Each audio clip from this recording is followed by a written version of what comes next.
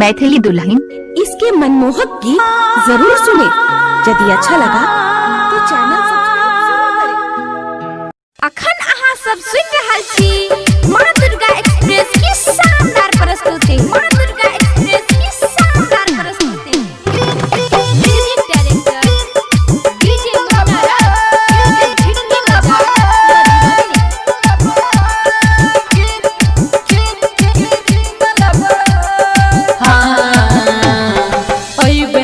चलो सखी कलसा भरैले, लक्ष्मी पूजा के है ये कलसा भरैले। ओई बेर चलो सखी कलसा भरैले, लक्ष्मी पूजा के है ये कलसा भरैले। चलो चलो नारियल कीन लेबै, चलो चलो मटका कीन लेबै, चलो चलो नारियल कीन लेबै, चलो चलो मटका कीन लेबै।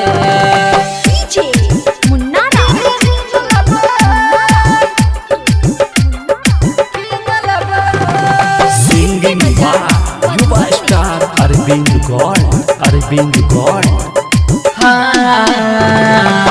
धन के लक्ष्मी छियै मैया, सारा जगह जानै छ, सारा जगह जानै।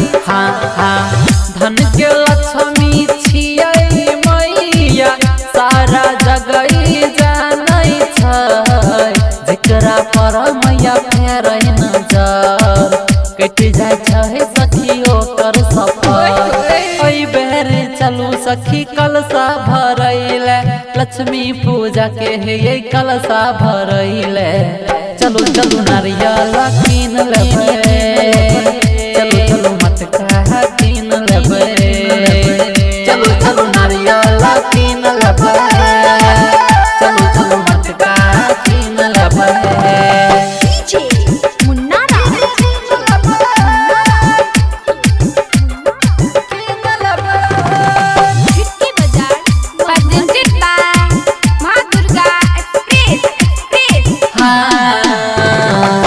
सजा के कलसा रख देबै मैया रानी के शरण में, मैया रानी के शरण में।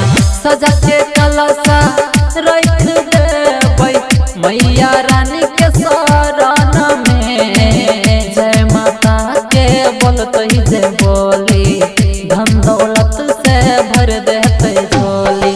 ओई बेर चलो सखी कलसा भरैले, लक्ष्मी पूजा के है ये कलसा भरैले।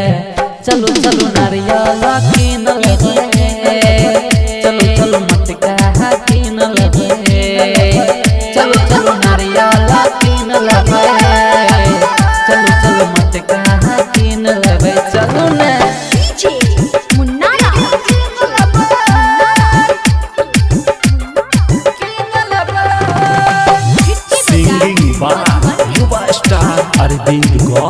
अरविंद गौड़ सखी गे राइटर कमल राजेश रंजन बनल छै पुजारी, बनल छै पुजारी।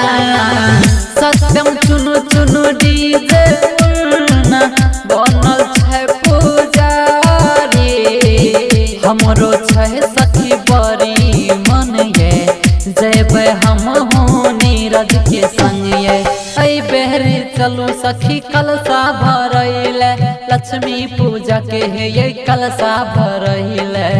चलो चलो नारियल कीन लेबै, चलो चलो पूजा कर लेबै, चलो चलो मटका कीन लेबै, चलो चलो पूजा कर लेबै।